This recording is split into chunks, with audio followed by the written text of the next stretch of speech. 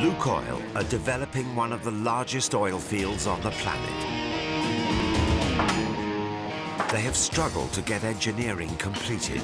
You put your attention on this area, but you forgot about others. To get rookie drillers up to speed. Hey! Stop! You're crazy! And to get construction underway in the hostile environment of southern Iraq. It's a critical situation. They now have only 8 months until they must produce first oil. But upcoming elections spark a wave of demonstrations and strikes. Protesters blockade the oil field and lay siege to the accommodation camp.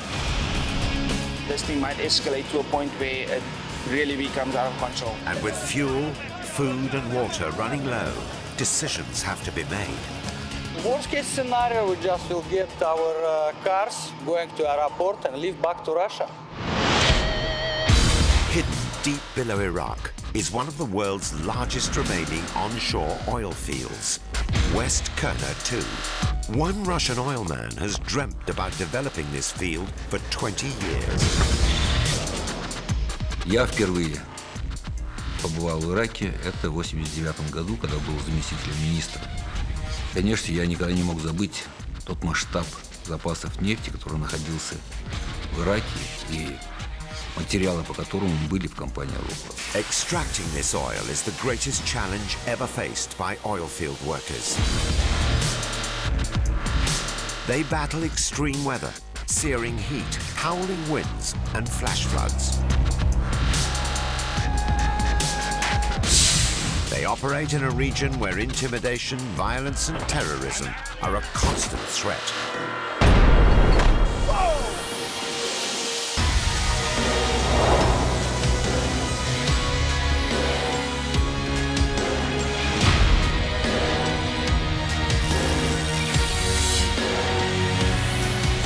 But the greatest challenge of all is time.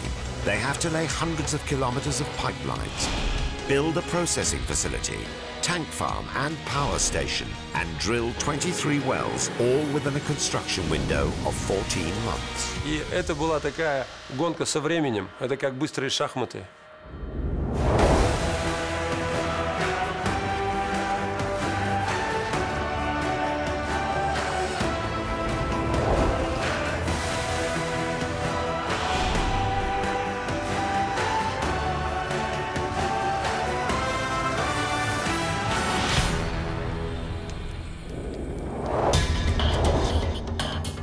West WQ2, the race to complete the biggest engineering project on the planet, is on. Lukoil's management have been on the ground trying to ensure their workers keep to schedule.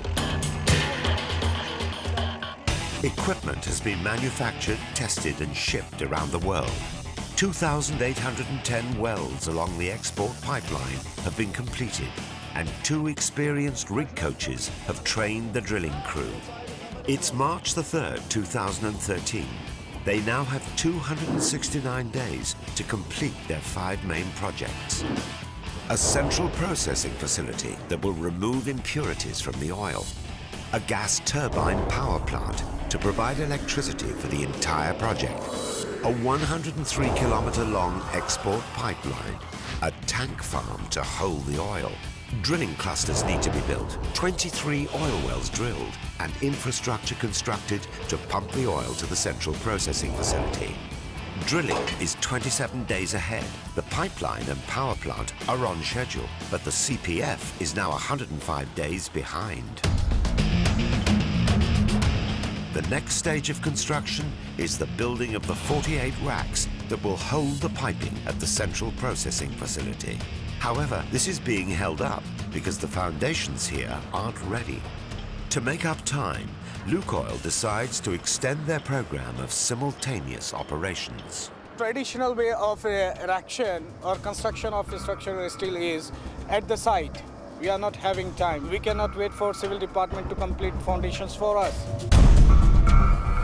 The pipe racks are the huge structures that support the pipes through which oil and water will flow. While the foundations are being laid, the pipe racks are being built in a different location.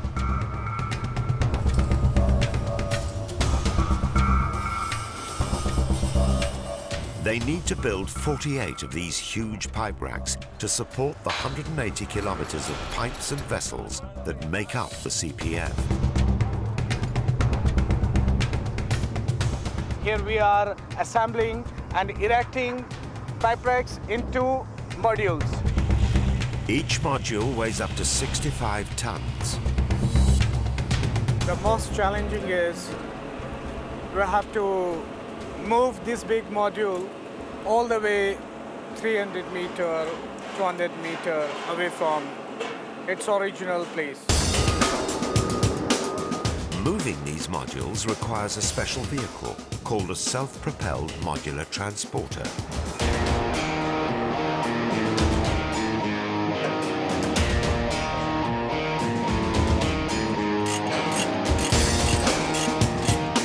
We are tightening it with chains, and operator is skillful. He knows how to drive carefully. Normally, before such a move, the entire route would be cordoned off, but they can't afford to lose any more time. We cannot stop other work because of this movement. So we have to keep going with all operations without affecting other operations. 65 tons of steel makes its way across the CPF. It could be a big accident or problem. So that's why always well-trained, well-skilled, well-experienced operator do this job. Finally, this module is safely in position. The other modules have been built and are ready to move. All the pipe racks will be in place by the end of the week. The central processing facility will then be back on schedule.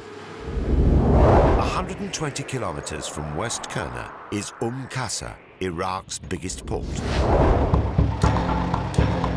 It's through here that almost all of the supplies for the oil field must arrive. And not just for Lukoil. Shell, Chevron, and the other major players in the oil industry use the port too. This is creating a major bottleneck. At last, some of the big shipments for the central processing facility are making their way through customs.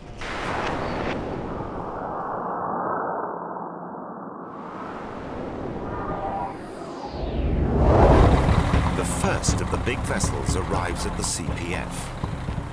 This vessel was designed in Seoul, built and tested in Ulsan, then shipped 7,000 miles from Korea to Iraq. There will be 8 of these vessels that will separate salt, water, and other impurities from the oil. They all have to be mounted on reinforced concrete plinths. To get them into place, each 40-ton vessel has to be lifted over the towering 60-foot pipe racks and gently lowered onto their bases. Overseeing the lift is project manager Mark Sturman. We'll do a straight lift up. It'll traverse to the right and hopefully up and over the pipe rack and down onto the foundations fairly square. So with luck and a low wind, it should be quite successful today. The crew carefully attach the heavy load slings around the vessel. The cables on the crane could fray or break, the vessel will start to fall. If that's the case, once it's over the pipe rack, then you're in a no-win situation. You either have to let the vessel drop or you have to let the crane fall. At that point, you just scatter. Safety first! Safety first! Thank you very much.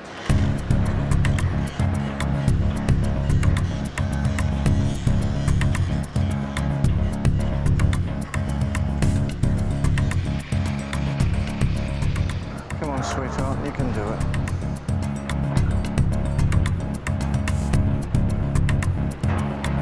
With the straight lift nearly complete, now comes the toughest part. The crane has to maneuver the vessel up and gently rotate it sideways over the pipe rack. The straight lift is relatively simple. The traverse lift is difficult.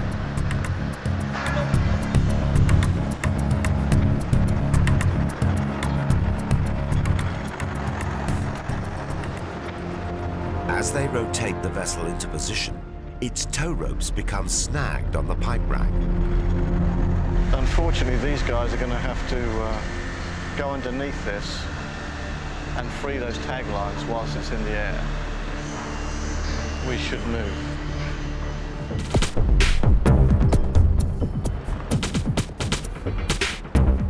One of the men has to climb along the crossbeam and free the snagged tow ropes.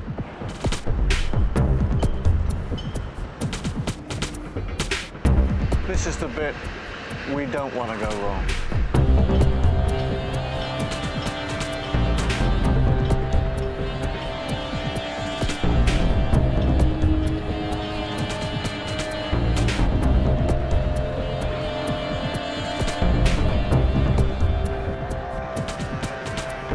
Result. With the two ropes now free, the crew can steer the vessel as the crane continues its lift. Come on. The vessel safely reaches the other side of the pipe rack and begins its descent. It's not down yet. Finally, the giant vessel is lowered onto the plinth. It's down. Successful lift, I like it.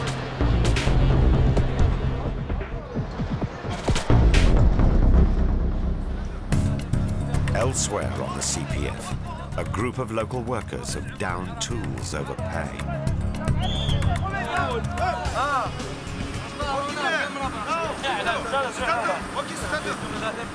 The Korean company Samsung, who are in charge of building the CPF, will not negotiate.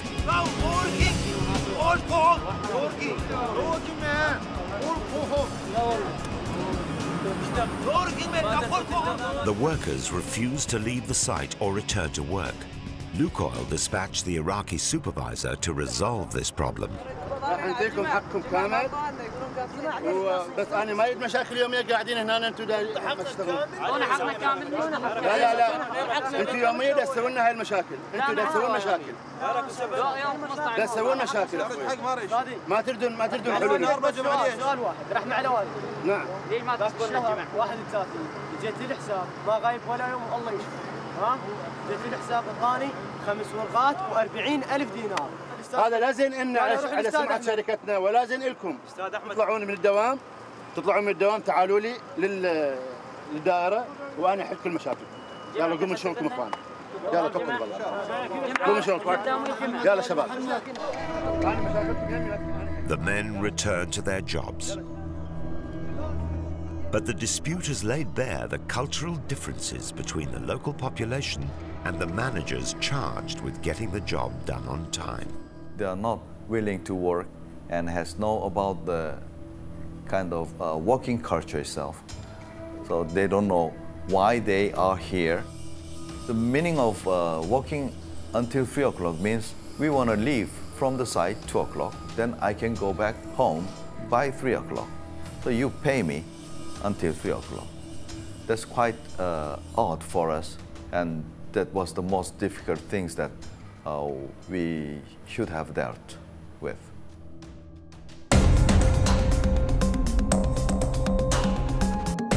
The development of oil fields throughout southern Iraq has had a marked impact on the local economy. Salman Abdali Hassan is a local businessman who supplies Lukoil and Samsung with cranes and trucks. مجيء لوكويل والشركات اللي معاها زاد الشغل بالنسبه لآلياتنا، بحيث هسه نشوف عندنا آليات بالموقع كلش قليله ظاله، والبقيه كلها بالعمل يم لوكويل والشركات اللي وياها. وقدرنا نشتري مثلا احنا كنا بذاك الوقت عندنا 3 كرينات هسه عندي 9، عندي مثلا كان تريلات بس 2 هسه عندي 8، فاحتياجي يزود العمل، كل ما يزود العمل احنا نستفاد ويزود الآليات مالنا. Lukoil have already employed over 5,000 Iraqis, but to catch up on the schedule, they need to employ 5,000 more. So they've established a center to train skilled workers drawn from the local population. We need very qualified people to operate and to maintain these facilities. We plan to recruit, like every year, from 150 to 200 people. we will develop them, and they will replace expatriate staff on all levels, starting from first line supervisors, superintendents, managers, etc., etc. We are proud of this training center. We are the first of the international oil companies working in this area that constructed this training center. And this training center is a clear evidence of how much Lukoil paying attention to the development of local workforce. It's a good chance for these guys, young guys, 25, 35 years old, to be the elite group of workers and receive a good salary.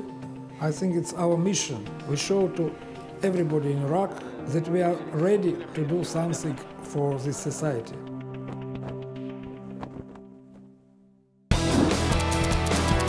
By March 31st, 2013, the drilling program, the export pipeline, and most significantly, the construction of the central processing facility is back on track. Finally, all the construction projects are back on schedule, and the November target for first oil is within sight.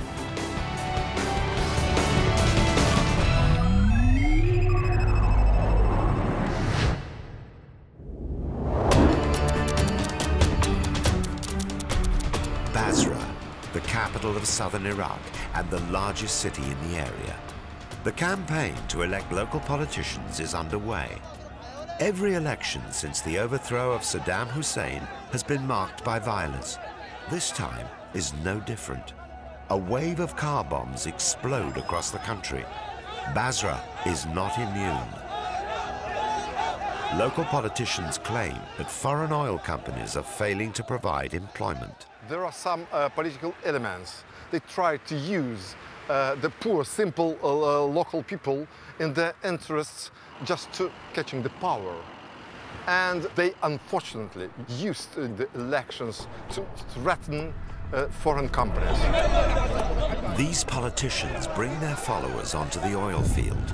They stop all traffic entering the site and blockade the central processing facility, the power station, and all the drilling clusters.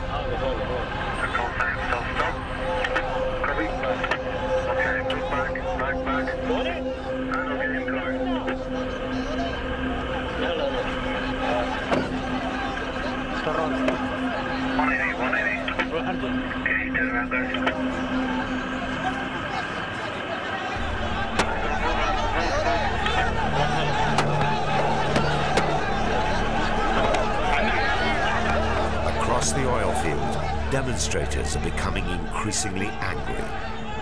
As you can see, there's probably about 400 to 600 people on the road, protesters. There is military out there and the police out there.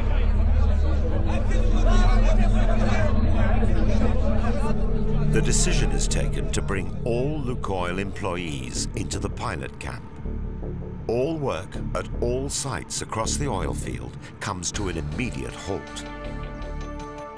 Right now, all drilling was stopped. The worst-case scenario, we just will get our cars going to airport and leave back to Russia. That's it. And the following day, things get worse.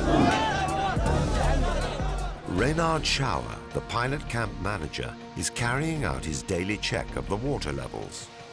These tanks are normally full. We've got water to last us another 48 hours maximum. Rationing is now in place. They've made a decision, a conscious decision, to restrict as far as possible the consumption of water. My fears are that this thing might escalate to a point where it really becomes out of control. The blockade has now been in effect for 4 days. Lukoil's managers call a crisis meeting. You need to prepare your documents and belongings within 1 hour, and this movement will be coordinated by central dispatching unit and security staff. The camp is to be evacuated with immediate effect. But as the workers are about to leave, there's a new development. An Iraqi army general and the chief of the oil police arrive with the leaders of the demonstrations. As you see here, we're accepting representatives of local tribes, and we'll see how the discussion will go. Okay. While the talks take place, there's nothing for the rest of the guys to do but wait. Behind closed doors, things are not going well. The relationship between the colonel, whose job is to protect the oil field, and the demonstrators is causing concern. И я прошу полковника Имада объяснить происходящее. عرفت اللي عرفت هسه انه كثير من عمال ماليزيا الفنيين اللي ما موجودين ضمن منطقة العمل مالكم. كثير من العمال الاعتياديين انهم من خارج المنطقة، سواء كان عراقيين خارج المنطقة او اجانب. Понимаю, что в настоящий момент он выступает от имени местного населения и, по сути, является их парламентарием. نشخص الأسباب ونعالجها. سمعت أنا من الإخوان أهالي المنطقة هسه التقوا وياهم. الأسباب هاي اللي انذكرت قلت لكم فيها نفس الأسباب سابقة عدد مواد. سبب عدم العمل ليش؟ Lukoil threatened to leave Iraq if the general can't guarantee security. Вы должны нам сказать, что вы не можете разрешить эту ситуацию, и мы у вас официально запросим ресурсы для эвакуации наших сотрудников и сотрудников наших подрядчиков. Lukoil leaving the country will cost Iraq $1 trillion in oil revenue. The Iraqi colonel now addresses the tribal leaders. جاوبوا بالاسم.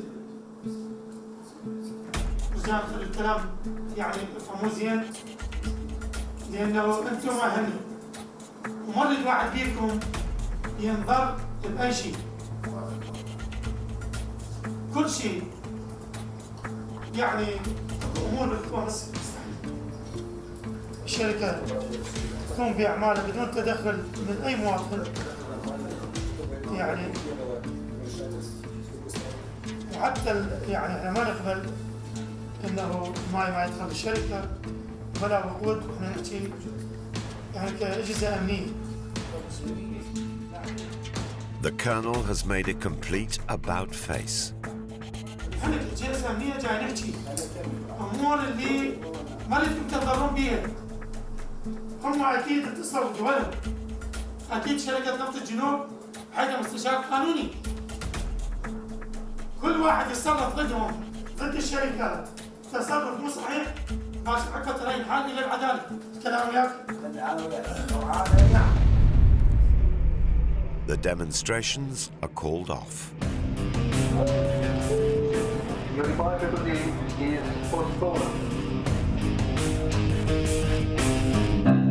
An hour later, the demonstrators have dispersed and the first consignment of water has arrived at the pilot camp. The impact of the blockade on Lukoil's schedule is profound. It's been put back by 4 months. General Fedorov and Kirill Smolyakov are determined to calm the atmosphere. Fedorov is a former 3-star general who speaks fluent Arabic. He's meeting Colonel Musa, whose troops guard the oil fields. نميت كسمير شرطي ايضا لتعزيز المحيط الخارجي. ايوه. للحقن. نعم. General Fedorov wants the colonel to explain to the local people why it's not in their interest to disrupt Lukoil's operations. كل الممتلكات الموجودة على الحقل، كل الممتلكات إراقية لحكومة العراق، للشعب العراقي. أنت بدك تكسر شيء، تخرب شيء، ما ففكر شوي، فكر واصبر شوي. ما ممكن نحن في مرة واحدة آلاف من الناس مشغلوه.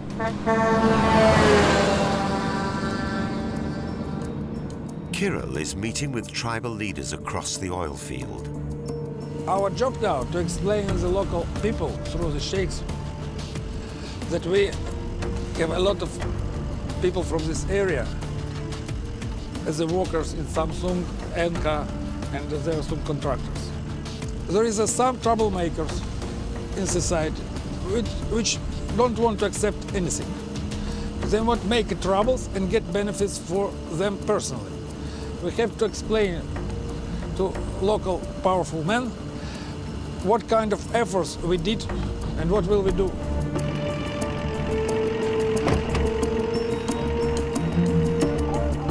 Kirill has come to talk to Sheikh Faleh, leader of the Al-Batan tribe. The tribes believe they're being taken advantage of by Lukoil and the Iraqi government.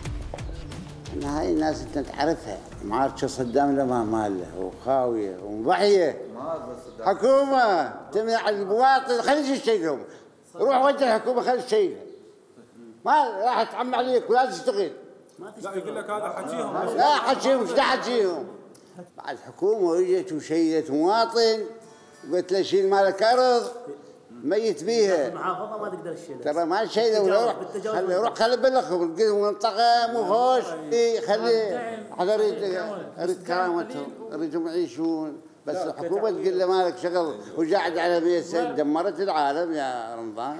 I agree 100%. Now, new Iraq, no Saddam Hussein. We have to be care about the people. The tribesmen remain unconvinced. بين الناس هم تريد تعيش ونزلت وطت ديرتها شيء دون شيء طتها وصبرنا قلنا بلكي تستفاد الناس. We have a lot of Iraqi companies and a lot of subcontractors in our contract area, more than 100. We checked the total amount of Iraqi workers, Iraqi engineers which work currently in this company today. It's more than around 85% from the total amount of workers in our project. We have to protect this area and receive the benefits for Iraqi people from the oil production. We have to cooperate together. للهاي 2254 هسه لو ادخل لك وادققها بالعمل ما يطلع من 1000 من هذه المنطقه. The tribal leaders accept that Lukoil is doing all it can to provide for local people. The blockade has led to heightened security across the oil field. Every vehicle entering the central processing facility is rigorously searched for concealed explosive devices. Ivan de Pledge is a British security expert in charge of protecting the site. My worst case scenario is very simple. One of these wagons come in here and the driver running and saying bomb, bomb, bomb, which is exactly why we have these procedures. Today, a delegation of VIPs has arrived at the CPF. This is about as high as it gets coming through here. However, they will be getting mirror searched in about 30 seconds, as is the protocol for everybody. Just so you're aware, Dale, every one of these PSD vehicles is getting mirror searched as they come into the lane over. Not everyone is happy about this democratic approach to security. Can we cancel this procedure? Do a very quick mirror search, very, very quick mirror search. Can we leave this search? I understand, sir. I'm going around it. We're on the last vehicle now. Okay, baby. Try and put us under pressure for time, however, that's not my problem. I win. But moments later, Ivan seems to be facing a more serious problem. A group of Iraqis are gathering at the front gate. With increased tensions across the region, Ivan doesn't take any risks. Keep on that, on comms, don't even worry about coming around on comms. Fiji Tower, Ivan, over. Security personnel are on high alert. Any crowd gathering anywhere on the oil field is now a cause for concern. The men have a legitimate reason for being here. Well, apparently they're waiting for a engineer from Samsung who's stuck at a checkpoint to arrive with paperwork to get these guys in, over. Roger that, mate. This time, there's no cause for alarm. Ivan stands down.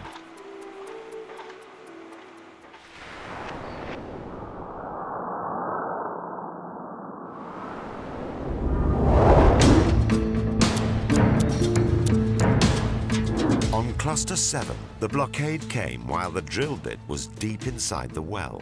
We are stuck and we cannot progress and we are losing time and money.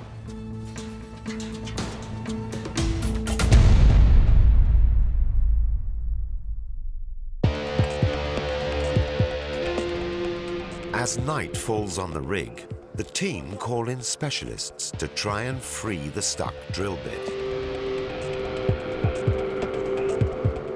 We pump acid and we work on our string up and down and we hope that it will be free. If okay, lucky for us. Hydrochloric acid will be pumped deep into the well to try and eat away the rock blocking the drill bit. The head of the acid team is confident that he can release the drill bit assembly. The acid will help releasing all the dust, and then after pumping this acid, these guys will be able to pull out this drill pipe and continue their operations. The rig floor is cleared, as this is a potentially dangerous procedure.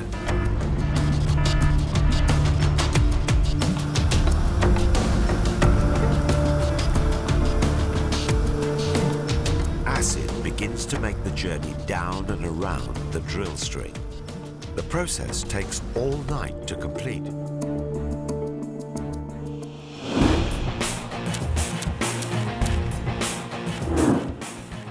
The acid hasn't worked. The drill string is still stuck underground. They have to try something else. John Smith, an oil field veteran of 40 years, is here to try and recover it. I always get called in at the last resort. The rigs tried it themselves and can't do anything. So now they call in the fishing hand. And nobody likes to see me turn up because it proves that they can't do what they're trying to do. And they expect me to work miracles. And after 10 days, they're not going to get many miracles. He'll use special pipe sections called jars that attach to the bottom hole assembly. Hydraulic pistons inside the jars will be fired to try and pull the assembly free. The jars are dropped down the hole. Fishing's been around as long as drilling's been around. There's been, since the first oil well, they've lost something in the well. They've been trying to get it out. John makes his way to the driller's booth to command the operation. This is the last chance to rescue the $3 million bottom hole assembly.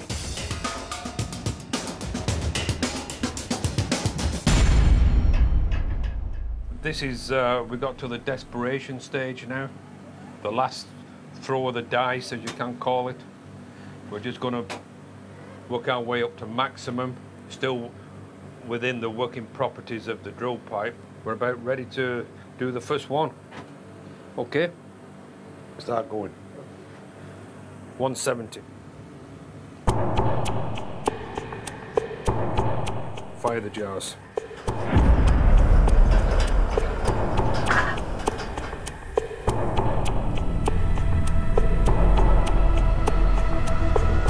The drill bit won't budge. They increase the strength of the pulls. We're starting off with a wee bit harder pull, and then we're working up to serious pulls. Okay, that's the jars. Now pick up to 180.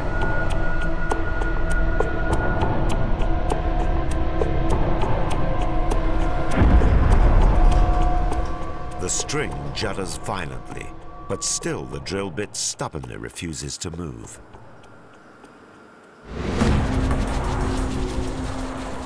In Dubai, at Lukoil Overseas Headquarters, a team monitors every drilling rig 24 hours a day, 7 days a week.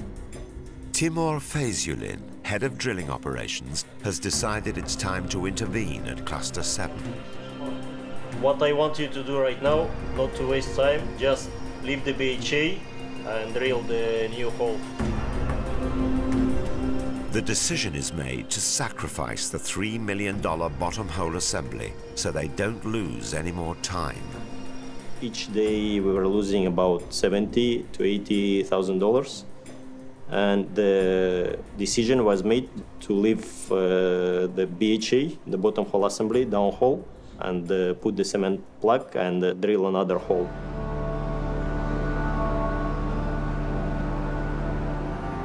Abandoning the drill hole at this stage is a devastating blow to the team. It's the end game. The cement truck's been ordered.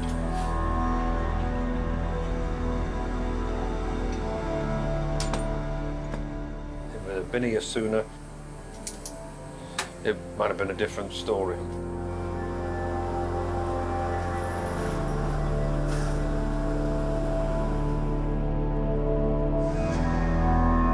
On this one drilling cluster, the impact of the blockade has been enormous. They have lost the bottom hole assembly, a month's worth of drilling, and now they'll have to re-drill a new well. The setbacks due to the blockade cascade across the oil field. Once again, Lukoil are months behind schedule. In the next episode, the team battle to get the export pipeline under a river. Right now we're stuck somewhere in the middle of that river. A local landowner threatens to derail the whole project. Я понимаю, что невольно мы оказались вашими соседями.